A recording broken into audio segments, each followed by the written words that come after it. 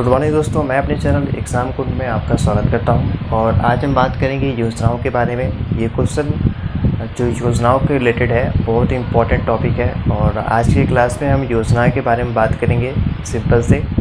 और ये जानेंगे कि जो लेखपाल में जो योजनाएं होती हैं वो इम्पोर्टेंट योजनाएं मैं यहाँ पे आपको आज कराने वाला हूँ।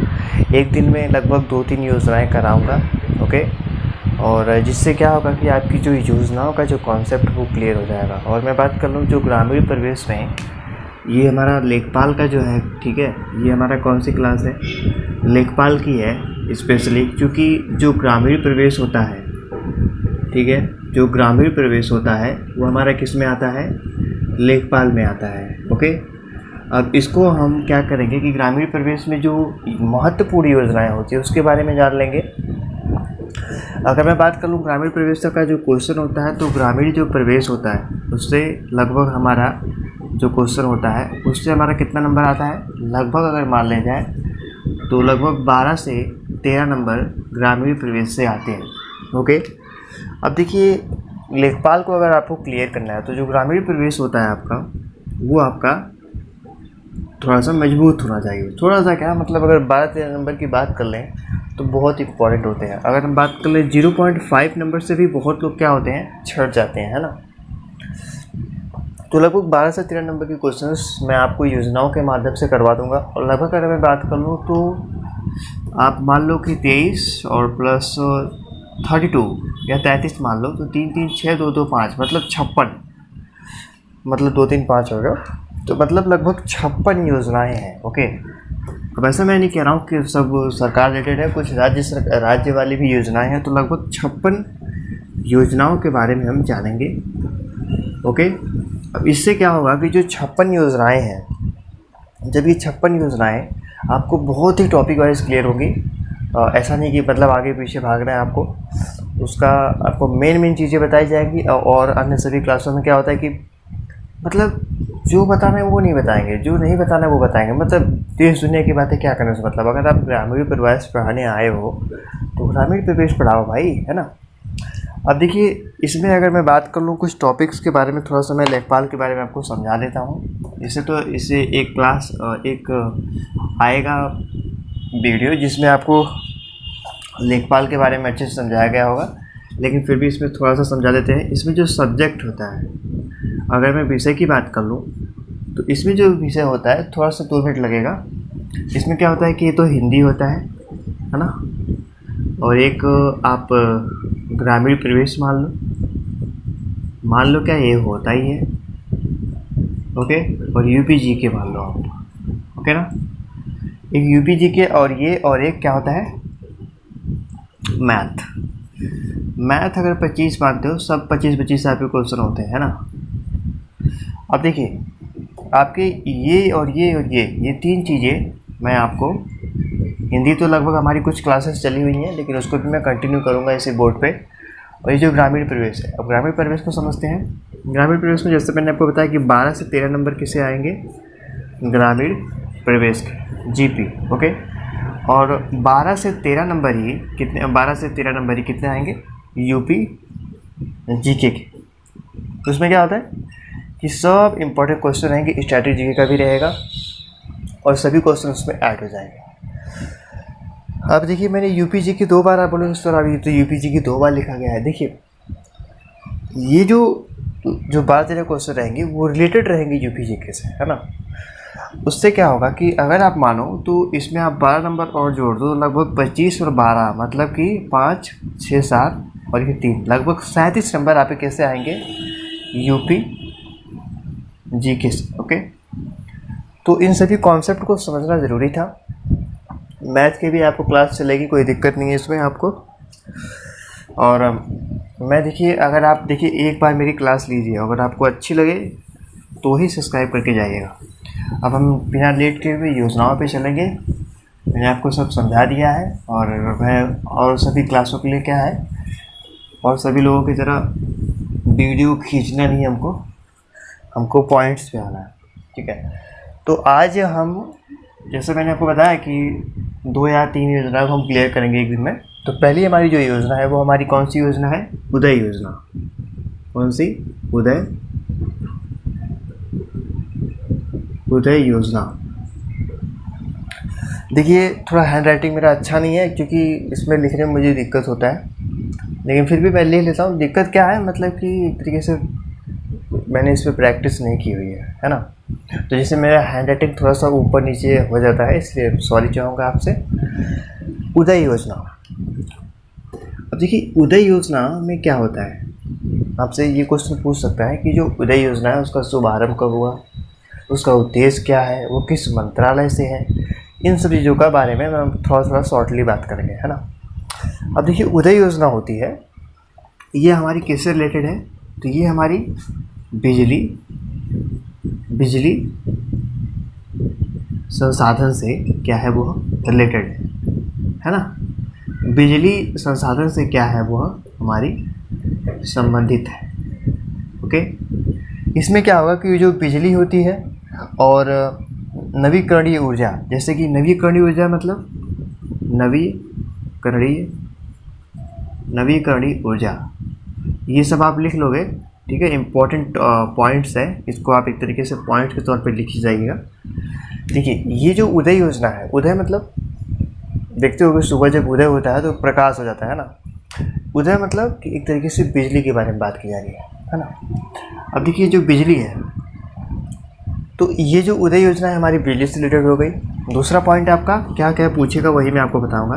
दूसरा पॉइंट पूछेगा कि इसका जो शुभारंभ, मतलब कि इसका मतलब कि कब लागू किया गया है ना, लागू कह सकते हैं आप शुभारंभ कह सकते हो, तो आप लागू भी बोल दीजिएगा, कोई दिक्कत नहीं है इसमें।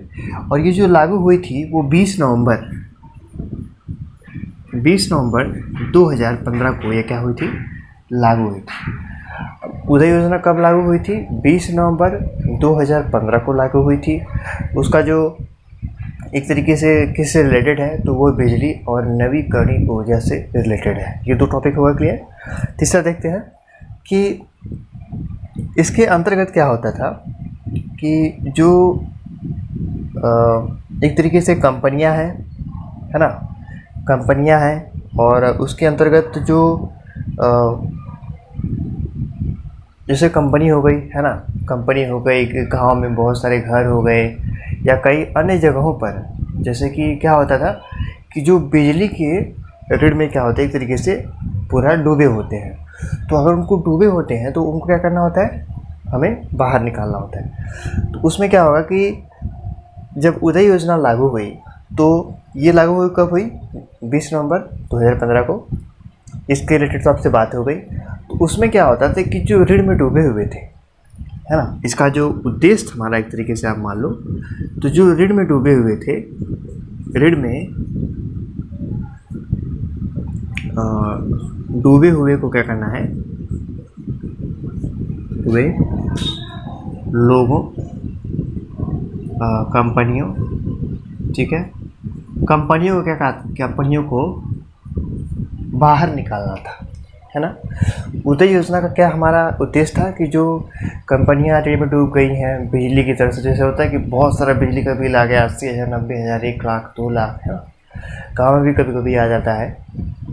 तो जो डूबी हुई कंपनियां थी ऋण में बिजली के रिलेटेड, उनको ऊपर लाना, उनके कुछ ऋण को माफ़ करना, है ना, इन सब चीज़ों के बारे में इसमें बताया गया था। तो इसमें आप सिंपल एक बार और दोहराइए, उदय योजना है, इम्पोर्टेंट है, और मैं बता रहा हूँ कि हर एक टॉपिक मोस्ट इम्पोर्टेंट रहेगा। और ये जो क्लास हमारी है लेखपाल की योजनाएं वाली, मोस्ट इम्पोर्टेंट क्लास है ना। देखिए इसमें पीछे से बाइक की आवाज़ आएगी, आपको थोड़ा सा गाड़ी का भी आवाज़ आएगा, इसमें आपको दिक्कत नहीं होनी चाहिए, क्योंकि दोस्तों शहर में रहने के बाद क्या होता है कि आप किसी गाड़ी वाले को तो मना नहीं कर पाओगे आप, है ना। इसलिए मैं पढ़ा रहा हूँ, रात को पढ़ाता हूँ, लेकिन गुड मॉर्निंग बोलता हूँ, क्या करूँ। चलिए अभी रात नहीं, अभी दिन है। तो अभी क्या है कि उदय योजना के बारे में बहुत क्लियर हो गया। अब हम दूसरी योजना के बारे में बात करेंगे। चलिए इसको आप नोट कर लीजिएगा, मैं बता रहा हूँ आपको। ये हमारा लास्ट का क्या था, उद्देश्य, ठीक है, 20 नवंबर 2015। अब हमारी क्या होगी दूसरी योजना, है ना। देखिए दूसरी योजना क्या हमारी है, दूसरी योजना हमारी है सेतु भारतम एक कार्यक्रम होता था, ये भी एक तरीके से योजना है ना। सेतु भारतम कार्यक्रम। देखिए ये जो एक योजना है, देखिए बहुत ही इम्पोर्टेंट है, बता रहा हूँ आपको। पूछ देगा कि जो सेतु भारतम क्रम योजना है उसका जो फाउंडेशन मतलब वो लागू कब हुई थी, इम्पोर्टेंट है, देखिएगा। तो जो सेतु भारतम योजना है यह मार्च 2016 को क्या है इसका मतलब एक तरीके से लागू हुआ था। तो यहाँ पे आप पॉइंट बना के, है ना, यहाँ पे आप लिख लो लागू, कब लागू हुई थी और इसका उद्देश्य क्या है, उद्देश्य, है ना। तो इन सब पॉइंट को आप नोट करते रहिएगा, केवल आप पॉइंट से नोट कर लेंगे ना तो भी काम हो जाएगा। तो इसका जो एक तरीके से उद्देश्य अगर हम बात कर लें तो इसमें क्या होता है कि जो इंटरनेशनल पुल है, पुल समझ लो ना, जो गाड़ी से, इसका उद्देश्य था कि जो राष्ट्रीय पुल है, राष्ट्रीय पुलों, ओके, सेतुओं को भी पुल ही बोलते हैं, ठीक है। थोड़ा सा ये ओल्ड टाइप का नाम है।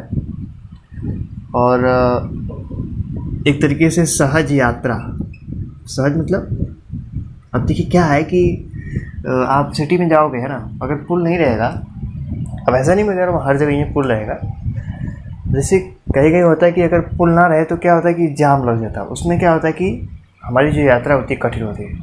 इस तरीके से इसमें सहज यात्रा के बारे में भी थोड़ी सी बात की गई है, क्योंकि अगर पुल बन जाएगा तो सहज यात्रा ऑलरेडी हो ही जाएगी। तो हमारा उद्देश्य ये था कि जो पुलों को बनाया जाए और उनकी सहज यात्राओं को मुमकिन किया जाए।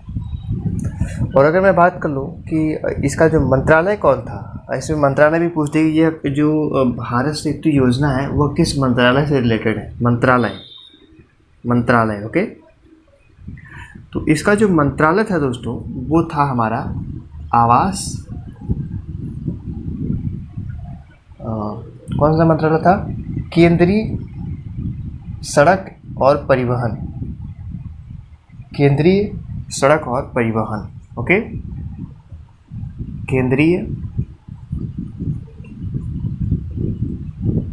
सड़क एवं परिवहन। इसमें आपको क्या है कि मंत्रालय याद करने की बात नहीं होगी, क्योंकि देखिए सेतु फंडा समझिए, आपको यहाँ पर लिखा हुआ है सेतु, है ना। अब सेतु लिखा हुआ है तो आप सेतु से ही समझ गए होगे कि यहाँ पर क्या बात हो रही है, पुल वगैरह की बात हो, है ना, पुल हो गया, रोड हो गया, है ना। अब सेतु कोई आसमान में तो बनेगा नहीं, है ना, पुल पे ही बनेगा, सॉरी रोड पे ही बनेगा। अब क्या है कि इसको क्या बात है, सेतु जो है रोड पे बात होगी। तो समझ गए आप कि यहाँ पे रोड, सड़क, आपको इंग्लिश में बोलते हैं, सड़क हो गई, सेतु हो गया, पुल हो गया, इन सब चीज़ों के बारे में बात होगी। लागू कब हुआ था, 2016 याद कर लो, कोई दिक्कत नहीं है। मंत्रालय से क्या है, केंद्रीय सड़क एवं परिवहन, सिंपल है। अगर सेतु की बात हुई है तो सड़क परिवहन के बारे में ही बात होगी ना, किसी और तो के बारे में बात होगी नहीं। अच्छा, इसमें एक और टॉपिक है, इसका लक्ष्य क्या था कि 2019 तक जो सभी इंटरनेशनल मार्ग है ना, नेशनल मार्ग है, वो क्या है, क्रॉसिंग से मुक्त करवाना। देखिए क्रॉसिंग मतलब कि इसका पहले हमारा उद्देश्य पहले आप लिख लीजिए, सॉरी उद्देश्य तो है हमारा यहाँ पे, उद्देश्य नहीं है, तो इसका लक्ष्य है, इसका एक तरीके से लक्ष्य क्या था, पूछ दे कि जो भारत सेतु भारतम का लक्ष्य क्या था। तो इसका लक्ष्य ये था कि जो यह 2019 तक क्या करे कि सबको, है ना, सबको मतलब सभी सड़कों का करे, क्या बना दे, क्रॉसिंग मुक्त मतलब होता है कि इसका उद्देश्य क्या था कि 2019 तक सभी सड़कों को क्रॉसिंग मुक्त बना दे। मतलब क्या होता है कि आप कभी जाते हो कहीं पे तो क्या होता है, ट्रेन, है ना, ट्रेन रोक लेती है तो आपको रुकना पड़ता है, बहुत बड़ा भीड़ लग जाता है, लंबा जाम। अगर ऊपर से कोई पुल हो है ना, कोई पुल हो या कोई क्रॉसिंग हो तो ऊपर से अपने जा सकते हैं, है ना। तो इससे क्या होगा कि ट्रेन भी निकल जाएगी और आप ऊपर से निकल भी जाओगे। इससे आपको क्या होगा कि जो यात्रा है हमारी एक तरीके से सहज हो जाएगी। तो सिंपल एक बार दोबारा देखते हैं, और ये हमारी थी दूसरी योजना, है ना। सेतु भारतम कार्यक्रम मार्च 2016 में। सेतु मतलब इसका राष्ट्रीय पुल एवं सेवाओं को सहज करने के लिए हुआ था। इसका उद्देश्य ये था। मंत्रालय इसका केंद्रीय मंत्रालय जो एवं सड़क परिवहन मंत्रालय इसका है, और इसका लक्ष्य था कि 2019 तक सभी को क्रॉसिंग मुक्त किया जाए सड़कों को। सिंपल है, ये आपको याद हो गया होगा। सभी पॉइंट्स को नोट कर लीजिएगा, ये पॉइंट्स है ना। चलिए एक और देखते हैं योजना, उसके बाद क्लास को समाप्त करते हैं। रोज़ आपकी कंटिन्यू 3 योजनाओं के बारे में होगा। 10 दिन में सब योजनाएं 10-15 दिन में ख़त्म कर देंगे अपने, है ना। चलिए एक योजना और मैं देखता हूँ, और ये योजना है राष्ट्रीय धरोहर विकास एवं संवर्धन। राष्ट्रीय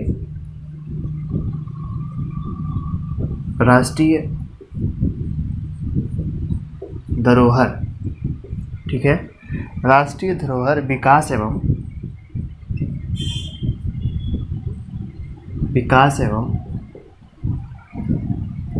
संवर्धन। अब देखिए, राष्ट्रीय धरोहर एवं विकास संवर्धन की अगर हम बात कर लें, ये बहुत ही अच्छा एक तरीके से योजना है ना। और ये हमारी योजना कौन सी है? 3 नंबर योजना। अब योजना के बारे में बात करें कि राष्ट्रीय धरोहर विकास एवं संवर्धन योजना के बारे में आप बताओ, ये किससे से रिलेटेड है? एक सिंपल फंडा, यहाँ पे क्या लिख रहा है? धरोहर, है ना। धरोहर मतलब समझते हो? धरोहर मतलब होता है कि आपके अगर मम्मी पापा है, समझ लो आप एक राजा हो, समझ गए। अगर आपके मम्मी पापा खूब बड़ा सा हवेली छोड़ के जाते हैं, एकदम शानदार हवेलिया, तो उससे क्या होगा कि अगर वो बहुत ही ज़्यादा यूनिक होगी और इम्पोर्टेंट होगी तो उसको क्या कर लिया जाएगा, एक गवर्नमेंट को उसको ले लेती है, आपको पैसा दे देती है और उसको राष्ट्रीय धरोहर के रूप में बना दिया जाता है ना। तो अगर आप चाहो तो ही, ओके, इसमें कोई ज़बरदस्ती नहीं करेगी गवर्नमेंट, नेम कुछ चाहिए करके, तो आपको क्या होगा कि उसको उस धरोहर में शामिल कर लिया था और उसकी सुरक्षा करने के लिए इस योजना को चालू किया गया था, है ना। तो धरोहर से आपने क्या समझा? अब जैसे कि धरोहर की बात कर लीजिए तो आगरा का ताजमहल, वो भी एक तरीके से धरोहर है। दिल्ली का लाल किला, वो भी धरोहर है। वो किसी को रहने के लिए थोड़ी दिया जाएगा, वो हमारी क्या है? राष्ट्रीय, मतलब नेशनल हमारी क्या है? धरोहर है। चलिए, धरोहर के बारे में आप अच्छे तरीके से समझ गए होंगे। अब हम इसके बारे में बात कर लेते हैं कि इसकी शुरुआत कब हुई थी, है ना। इसका जो शुरुआत कब हुई थी? ओके, शुरुआत, तो इसकी जो शुरुआत हुई थी दोस्तों, वो हुई थी हमारी कब? 21 जनवरी 2016। इसकी जो शुरुआत हुई थी हमारी कब हुई थी? 21 जनवरी 2016 को। अगर हम बात कर लें मंत्रालय के बारे में, इसका कौन सा मंत्रालय था, तो आप देख के ही समझ गए होंगे कि यहाँ पर अगर आवास के बारे में, धरोहर के बारे में बात की जा रही है। धरोहर मतलब होता है घर, एक तरीके से घर ही होता है ना, इम्पोर्टेंट घर होता है, यूनिक होता है। तो आवास के बारे में बात हो रही है ना, तो ये आवास से रिलेटेड है। आवास एवं, ठीक है, आवास एवं शहरी मामलों का मंत्रालय, शहरी मामलों का मंत्रालय। ओके, चलिए, इसका मंत्रालय क्या था? आवास एवं शहरी मामलों का मंत्रालय। सिंपल है, धरोहर मतलब आवास ही समझेंगे ना। जैसा कि मैंने आपको बताया था कि मुमताज़ का वो तो शाहजहाँ क्या था, वो तो घर ही था ना, उनका महल था। अब वो जब उनका डेथ हो गया या कुछ और हो गया, उसके बाद क्या हुआ, मतलब डेथ तो हो गया, मतलब उसके बाद कुछ अन्य तरीक़ों से गवर्नमेंट ने उस पर थोड़ा सा अपना वर्चस्व साबित कर लिया। अब देखिए, इसके बारे में तो होगा कि ये किससे मंत्रालय से रिलेटेड है, और इसके बारे में अगर मैं बात कर लूँ कि इसका उद्देश्य क्या था। उद्देश्य बहुत ही इम्पोर्टेंट है ना, क्योंकि उद्देश्य आपको किसी भी योजना से पूछ सकता है कि आपका बताइए कि राष्ट्रीय धरोहर विकास एवं संवर्धन योजना का उद्देश्य क्या था। तो इसका उद्देश्य ये था कि जो विरासत है, विरासत मतलब कि जो धरोहर है, विरासत, इसको आप विरासत भी बोलोगे, जो विरासत है शहरों की या एक तरीके से आप कहीं की भी हो, शहरों की हो या किसी गांव की हो, है ना, या कोई मंदिर हो, वो सब उसमें आ जाता है। तो इसका उद्देश्य था कि इन सभी चीज़ों को क्या किया जाए, अच्छे तरीके से रखा जाए, जो कि लंबे समय तक चलते रहे। इसका तो ये हमारा उद्देश्य था। उद्देश्य समझिए ना। अब देखिए, अगर उसको एक तरीके से पकड़ा जाएगा, कुछ इम्पोर्टेंट है, यूनिक है, तो उसको क्या किया जाएगा, उसको अच्छे तरीके से रखा जाएगा और उसको मतलब सभी चीज़ों से भरपूर रखा जाएगा कि उसमें खराबी ना हो, मतलब पेंट वगैरह कुछ साफ़ सफाई वगैरह सब कुछ टाइम टू टाइम होता रहता है। तो इसका उद्देश्य था कि जो सभी विरासत हैं, शहरों की विरासत हैं या इम्पोर्टेंट प्लेसेस हैं, मंदिर हैं, उनको क्या किया जाए, सिक्योर रखा जाए। अच्छा, अब इसका ये तो हो गया। अगर हम बात कर लें इसके चिन्ह, जैसे कि अगर हम कहाँ की अगर विरासत की बात कर लें, कहाँ की विरासत है, तो देखिए, जैसे कि आपने देखा होगा वाराणसी, आप वाराणसी कह सकते हो, वाराणसी हो गई, गया हो गया, अयोध्या हो गया, ओके। और अगर मैं बात कर लूँ अमृतसर में तो आपको पता ही हो क्या है ना, अमृतसर हो गया, उसमें 100 टेम्पल है, अमृतसर हो गया। फिर अजमेर हो गया, मथुरा हो गया, है ना, अजमेर हो गया, मथुरा हो गया।